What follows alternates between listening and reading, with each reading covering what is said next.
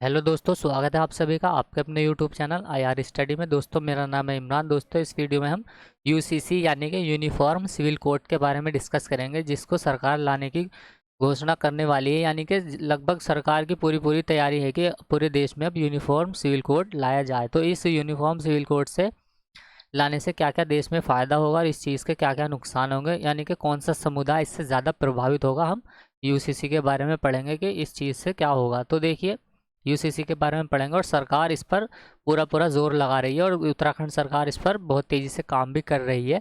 और गोवा एकमात्र ऐसा राज्य है जहाँ पर यूसीसी पहले से ही लागू है। तो चलिए हम यूसीसी के बारे में डिस्कस करते हैं और चीज़ों को समझना शुरू करते हैं। तो देखिए, यूसीसी आने से क्या होगा, यानी कि ये क्या है, यानी यूनिफॉर्म सिविल कोड क्या है। तो ये समान नागरिकता क्या है। तो इसमें क्या होगा, सभी धर्मों के लिए एक जैसा कानून बनाया जाएगा। यानी कि सभी धर्मों के लिए जो अलग अलग कानून होते हैं उन सबको एक ही जैसे कानून बनाया जाएगा और उस एक कानून के तहत ही सारे धर्मों का जो है सिविल कोड एक जैसा होगा। जो अब तक क्या है, सभी धर्मों के लिए अलग अलग कानून बनाए गए। यानी कि शादी के रीति रिवाज अलग तरीके से है, तलाक किसे होगा वो अलग कानून है, सबके अलग अलग धार्मिक कानून है। तो उन सभी को ख़त्म करके एक सबके लिए यूनिफॉर्म सिविल कोड लाया जाएगा। यानी कि सबके लिए एक जैसा कानून लाया जाएगा जो कि सभी धर्मों के लिए समान होगा। तो देखिए, हम संवैधानिक तरीके से देख लेते हैं कि इसका जो समान नागरिक संहिता इसका प्रावधान के बारे में हम समझे। तो देखिए, समान नागरिक संहिता यानी कि संविधान के भाग 4 में, संविधान का जो भाग 4 है, जो उसमें अनुच्छेद 51 से लेकर अनुच्छेद 36 से 51 तक राज्य के नीति निर्देशक तत्व दिए गए। यानी कि डीपीएसपी का उल्लेख संविधान के भाग 4 में किया गया है। इसकी फुल फॉर्म भी आप याद रखिएगा, एग्जाम में अक्सर पूछी जाती है। तो directive principle of state policy है। तो संविधान के जो भाग 4 है इसके अंदर अनुच्छेद 44 में लिखा गया है कि नागरिकों के लिए एक समान नागरिक संहिता लागू करने का प्रयास करना सरकार का क्या है, दायित्व है। कि वो सरकार जितने भी डीपीएसपी में प्रावधान दिए गए हैं उन सभी को लागू करने का सरकार क्या है, प्रयत्न करेगी, उनको लागू करने का सरकार प्रयास करेगी। तो इसी तरीके से यूनिफॉर्म सिविल कोड जो है वो अनुच्छेद 44 में संविधान में दिया गया है। और एकमात्र राज्य गोवा ऐसा है जहां समान नागरिक संहिता पहले से ही लागू है, लेकिन अब यह पूरे देश में लागू करने की बात कही जा रही है और कहीं ना कहीं इस पर ज़ोरों से काम भी सरकार कर रही है।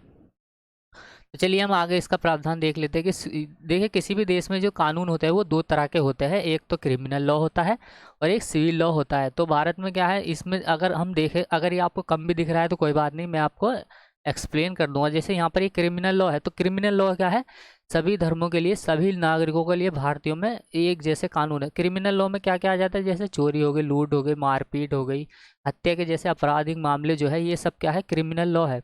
क्रिमिनल लॉ में ऐसा नहीं है कि मान लो किसी मुस्लिम ने अगर लूट मार कर लिया, किसी हिंदू ने कर लिया, किसी क्रिश्चियन ने कर ली, तो उन सब के लिए क्या है, एक ही जैसे कानून है। यानी कि क्रिमिनल लॉ जो है वो पूरे देश के नागरिकों के लिए, सबके लिए एक ही जैसा कानून है। जो भी चोरी, लूट, मारपीट, हत्या या कोई भी आपराधिक मामला करेगा तो उसके लिए सुनवाई की जाएगी। और इसमें सभी धर्मों समुदायों के लिए एक ही तरह की कोर्ट है और प्रोसेसर है, यानी कि सज़ा का प्रावधान भी एक ही जैसा है। लेकिन सिविल लॉ की बात करें हम, तो सिविल लॉ क्या है, सभी के लिए अलग अलग, यानी कि सभी धर्मों के लिए सिविल लॉ अलग अलग है। सिविल लॉ में कौन कौन से मामले आ जाते हैं, जैसे शादी ब्याह है, संपत्ति से जुड़े मामले हैं, ये सभी क्या है, सिविल लॉ के अंदर आते हैं। तो भारत में अलग अलग धर्मों के लिए जैसे शादी, परिवार और संपत्ति से जुड़े मामलों में जैसे रीति रिवाज या संस्कृति और परंपराओं का खास महत्व है। तो यहीं पर क्या है, इसी वजह से कि इस तरह के कानून को जो है पर्सनल लॉ में रखा गया है, जिसको सिविल लॉ कहा जाता है। तो सिविल लॉ क्या है, भारत में अलग अलग है, सभी धर्मों के लिए अलग अलग है। लेकिन क्रिमिनल लॉ जो है वो सभी धर्मों के लिए एक ही जैसे हैं, सभी नागरिकों के लिए एक ही जैसे है। जैसे इसमें कहा गया कि मुस्लिम लॉ में, यानी मुस्लिमों की बात करें तो शादी और संपत्ति का इसमें क्या है, बंटवारा मुस्लिम पर्सनल लॉ के द्वारा ही होता है। इसमें क्या है, जबकि हिंदुओं में हिंदू लॉ के अनुसार यह होता है। जहाँ यानी वहीं हिंदुओं की जो शादी और हिंदू मैरिज एक्ट जो है उसके तहत इसमें शादी की जाती है। हिंदू मैरिज एक्ट जो है उसके तहत हिंदुओं में शादी की जाती है। एवं इसी तरीके से ईसाई और सिखों में के लिए भी अलग अलग पर्सनल लॉ है। यानी कि सभी धर्मों के लिए अलग अलग लॉ है और सभी धर्म अपने अपने पर्सनल लॉ के अनुसार चलते हैं। लेकिन यूनिफॉर्म सिविल कोड में सभी धर्मों के लिए एक जैसे कानून बनाने का प्रावधान किया जाएगा। यानी कि सभी धर्मों के लिए एक ही कानून होगा। जैसे क्रिमिनल लॉ में एक ही कानून है, सबके लिए एक ही जैसी सज़ा का प्रावधान है, वैसे ही सिविल लॉ में भी एक ही जैसा कानून लाया जाएगा। यानी यूनिफॉर्म सिविल कोड के जरिए पर्सनल लॉ को ख़त्म करके सभी के लिए एक जैसा कानून बनाए जाने की मांग की जा रही है। यानी कि भारत में रहने वाले हर नागरिक के लिए निजी मामलों में भी एक समान कानून होना चाहिए। किसी भी धर्म की जाति के आधार पर यह नहीं होना चाहिए, सबके लिए एक ही जैसा कानून होना चाहिए। जैसे पर्सनल लॉ के तहत अगर हम देखें तो एक मुस्लिम पुरुष जो है वो 4 शादी कर सकता है, लेकिन हिंदू मैरिज एक्ट के तहत पहली पत्नी के रहते दूसरी शादी करना पति के लिए यानी अपराध माना जाता है। तो ये यानी कि एक पुरुष क्या है 4 महिलाओं से शादी कर रहा है, तो ये कहीं ना कहीं महिलाओं के लिए असमानता की बात है। यानी कि कहीं ना कहीं इनके साथ भेदभाव की बात कही जा रही है। तो इस चीज़ को भी सिविल लॉ के तहत ख़त्म कर दिया जाएगा, यानी कि सबके लिए एक ही जैसा कानून होगा। तो महिलाओं के लिए इसमें लैंगिक समानता का भी जिक्र है। जब भी यानी कि अगर इंडिया में ये सिविल लॉ लागू हो जाए तो सभी भारतीयों के लिए एक ही जैसा पर्सनल लॉ आ जाएगा, ये इसमें बात कही जा रही है। तो जब सिविल लॉ आ जाएगा तो सभी धर्मों के जो अलग अलग कानून है वो समाप्त हो जाएंगे और सबके लिए सिविल कोड एक ही जैसा होगा। पहले हम ये देख, जैसे हमने अभी बताया कि सिविल कोड क्या है, तो इसमें यूनिफॉर्म सिविल कोड यूसीसी जो है वो सभी धर्म समुदाय पर लागू होने के लिए एक देश और एक नियम का आह्वान करता है। यानी कि सभी धर्मों के लोगों के लिए एक ही जैसा कानून होगा, ना कि अलग अलग धर्मों के लिए अलग अलग कानून होगा।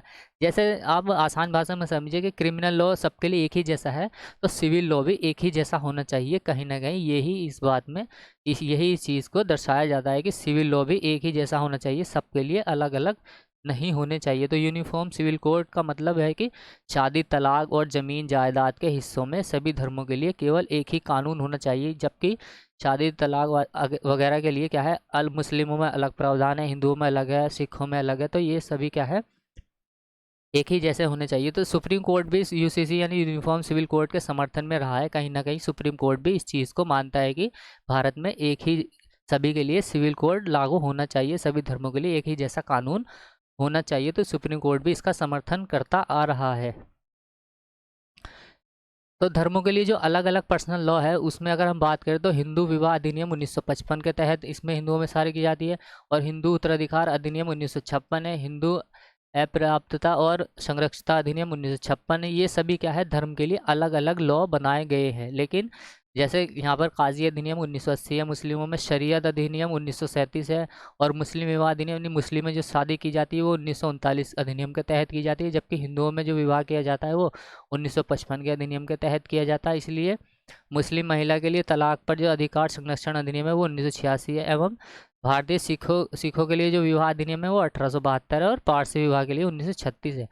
तो जब ये इतने सारे सभी के लिए अलग अलग प्रावधान किए गए हैं, तो जब ये यूनिफॉर्म सिविल कोड आ जाएगा तो सभी धर्मों के लिए अलग अलग पर्सनल लॉ जो है वो समाप्त हो जाएगा और सबके लिए यूसीसी ही कार्यरत होगा। यानी कि यूनिफॉर्म सिविल कोड में जो भी प्रावधान किए जाएंगे सभी धर्मों के लिए वो माननीय होंगे। तो ये यूनिफॉर्म सिविल की कहीं ना कहीं एक बात है कि यूसीसी लागू होने पर सभी धर्मों के लिए एक जैसा कानून होगा, कि अब सभी के लिए कोई भी भेदभाव नहीं होगा, सबके लिए एक ही जैसा कानून माना जाएगा। जबकि इसके इसके खिलाफ जो है कहीं ना कहीं मूल अधिकार का भी वो उल्लंघन माना जाता है। यानी कि इसको जब भी, एक बात यहाँ पर ध्यान देने वाली है कि जब भी डीपीएसपी के प्रावधान को लागू करने की बात की जाती है तो कुछ चीज़ें ऐसी होती है जो जो मूल अधिकार को सीधे चुनौती देती है। तो इसमें भी कहीं ना कहीं जो हमारे अनुच्छेद 25 से लेकर 28 तक मूल अधिकार दिए गए, यानी कि धार्मिक मूल अधिकार दिए गए हैं, वो क्या है, इसको सीधे सीधे चुनौती देते हैं। क्योंकि यूनिफॉर्म सिविल कोड क्या कहता है कि सभी धर्मों के लिए एक जैसा कानून बनाया जाएगा, लेकिन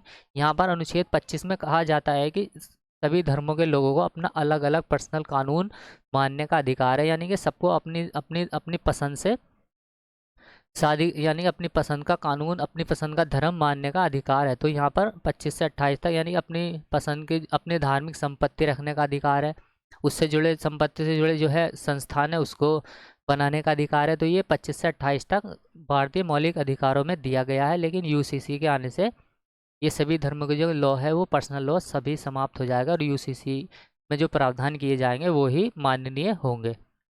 तो यहाँ पर हमने पहले ही बात कर ली कि समान नागरिकता क्या है। केंद्र सरकार ने यहाँ पर ये बात भी कही गई है कि केंद्र सरकार जो है, सेंट्रल गवर्नमेंट ने सुप्रीम कोर्ट से समान नागरिकता संहिता से जुड़ी जितनी भी जनहित याचिकाएं वहाँ पर दाखिल की गई थी उनको खारिज करने की मांग की है। सरकार ने सुप्रीम कोर्ट से ऐसा करने को कहा है। तो सुप्रीम कोर्ट भी कहीं ना कहीं इसके समर्थन में तो देखने को ये मिलेगा कि सुप्रीम कोर्ट भी समान नागरिकता संहिता को ही सपोर्ट कर रहा है। तो भारतीय संविधान के भाग 4 नीति निर्देशिका अनुच्छेद 44 में इसको इसको लिख यानी कि इसको दिया गया है। तो ये हमने पहले ही देख लिया था कि राज्य भारत पूरे पूरे क्षेत्र में नागरिकों के लिए एक ही समान नागरिकता संहिता जो है सुनिश्चित करने का प्रयास करना, ये इसका उद्देश्य रहा है। डीपीएस में जो भी प्रावधान दिए गए हैं वो न्यायालय के द्वारा परिवर्तनीय नहीं है, यानी कि उसको न्यायालय में चुनौती नहीं दी जा सकती है, क्योंकि डीपीएसपी में जो प्रावधान है सरकार उसको अपनी इच्छा अनुसार, अपने ज़रूरत के अनुसार कभी भी लागू कर सकती है। ये डीपीएसपी में लिखा गया है। तो यूसीसी का पर जो बहस है वो ये है कि समर्थनों का तर्क इसमें यह है कि यह लैंगिक समानता को बढ़ावा देने के लिए और धर्म के आधार पर भेदभाव को कम करने और कानूनी प्रणाली को सरल बनाने में मदद करेगा। ये जो है समर्थनों का कथन है, जबकि विरोधियों का यहाँ पर यह कहना है कि यह धार्मिक स्वतंत्रता का उल्लंघन है। धार्मिक स्वतंत्रता का मतलब जो आर्टिकल 25 से 28 में दिए गए हैं, क्योंकि सभी धर्मों को अपने अपने अलग अलग कानून मानने का अधिकार है, ये आर्टिकल 25 से 28 में कहा गया है। लेकिन जब ये यूसीसी लागू हो जाएगा तो ये सभी धार्मिक अधिकार जो है, यानी कि सभी के लिए एक जैसा कानून हो जाएगा। तो यहाँ पर सीधे सीधे ये 25 से 28 तक को विरोध में बात की जा रही है। तो धार्मिक स्वतंत्रता का यहाँ पर उल्लंघन होगा, ये विरोधियों का कहना है। और व्यक्तिगत कानूनों को प्रत्येक धार्मिक समुदाय के विवेक पर छोड़ देना चाहिए, यानी कि सभी को अपने अपने धार्मिक समुदाय पर छोड़ देना चाहिए, ये इसमें कहीं ना कहीं बात की जा रही है। तो यहाँ पर क्या है, एक वरिष्ठ वरिष्ठ क्या है वकील है आभा सिंह, इनका मानना है कि समान नागरिक संहिता क्या है, समय की आवश्यकता है और तलाक नियमों को पति पत्नी दोनों के लिए समान बनाए जाने चाहिए। और आवश्यकता है कि, लेकिन इसका क्या है, राजनीतिक दुरुपयोग नहीं होना चाहिए। राजनीतिक दुरुपयोग कैसे होगा, जैसे यहाँ पर बात की जा रही है कि सबसे ज़्यादा जो है मुस्लिम कम्युनिटी यूसीसी से प्रभावित होगी। इसका कारण यह है क्योंकि मुस्लिम कम्युनिटी में शरिया कानून चलता है और शरिया कानून क्या है, इसके यूसीसी के बाद हटा दिए जाएंगे। तो यूसीसी के विरोध में मुस्लिम कम्युनिटी आगे आएगी। और जब मुस्लिम कम्युनिटी यूसीसी के विरोध में निकलेगी तो कहीं ना कहीं जो राजनीतिक पार्टी है वो इसका फ़ायदा उठाएगी। कोई ना कोई राजनीतिक पार्टी मुस्लिमों के साथ जुड़ेगी और वो उनको सपोर्ट करने के लिए कहेगी, लेकिन क्या है वो सपोर्ट की आड़ में अपने काम को निकालेगी। इसलिए मुस्लिम लोगों का जो है दूसरी राजनीतिक पार्टियां फ़ायदा उठाएगी। तो इसके विरोध में जो मुस्लिम, लेकिन ऐसा नहीं है कि केवल मुस्लिमों को इससे ज़्यादा नुकसान होगा, क्यों, यानी कि नुकसान तो नहीं कह सकते कि मुस्लिम कम्युनिटी इससे प्रभावित होगी, हिंदू लोग भी इससे प्रभावित हो गए, क्योंकि नॉर्थ में जो हिंदू लोग हैं उनके कुछ अलग रीति रिवाज है और जो साउथ में हिंदू लोग हैं उसके कुछ अलग रीति रिवाज है। इसका मतलब ये होगा कि यूसीसी जब आ जाएगा तो सभी धर्मों के लिए एक जैसा कानून होगा।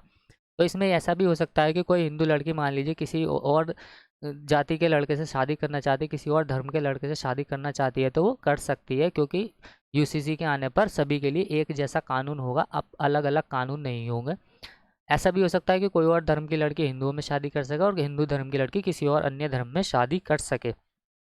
तो ये कुछ इसके प्रावधान है, यानी कि सबके लिए एक जैसा कानून इसमें बात की जा रही है, यानी कि कहीं ना कहीं जो सिविल लॉ है वो एक जैसा बनाने की इसमें बात कही जा रही है। तो यूसीसी सामवर्ती सूची का विषय है और एकमात्र राज्य गोवा ऐसा है जहाँ पर ये पहले से ही लागू है। तो जब सेंट्रल गवर्नमेंट इसको पूरे देश में लागू कर देगी तो जो राज्य स्तर पर लॉ है वो हट जाएंगे और सेंट्रल लेवल पर जो लॉ बनाए जाएंगे वो ही मान्य होंगे, क्योंकि सामवर्ती सूची का जो विषय है उस पर राज्य सरकार भी कानून बना सकती है और केंद्र सरकार भी कानून बना सकती है, लेकिन केंद्र का जो कानून है वो पहले मान्य होंगे। तो क्या होगा इसमें, अगर मान लीजिए यूसीसी लागू हो जाए तो इसके प्रावधान कुछ इस तरीके से हो सकते हैं। मान लीजिए जैसे शादी की उम्र को तय किया जा सकता है, तलाक के नियमों को तय किया जा सकता है, तलाक के नियम सभी धर्मों के लिए एक जैसे होंगे। इसके अलावा गोद लेना, परिवार नियोजन एक बड़ा मुद्दा है, यानी कि परिवार नियोजन से रिलेटेड इसमें कुछ प्रावधान किए जा सकते हैं कि सभी के लिए एक जैसे परिवार नियोजन होंगे। और उत्तराधिकार, विरासत आदि को लेकर इसमें यूसीसी में प्रावधान किए जा सकते हैं। तो ये थे कुछ यूसीसी से रिलेटेड खबर। उम्मीद करता हूँ वीडियो आपको पसंद आई होगी। पसंद आई तो लाइक करें, शेयर करें, कमेंट करें। और नया चैनल है इसलिए चैनल को भी प्लीज़ सपोर्ट करें और सब्सक्राइब करें। चलिए मिलते हैं नेक्स्ट वीडियो में, तब तक के लिए बाय।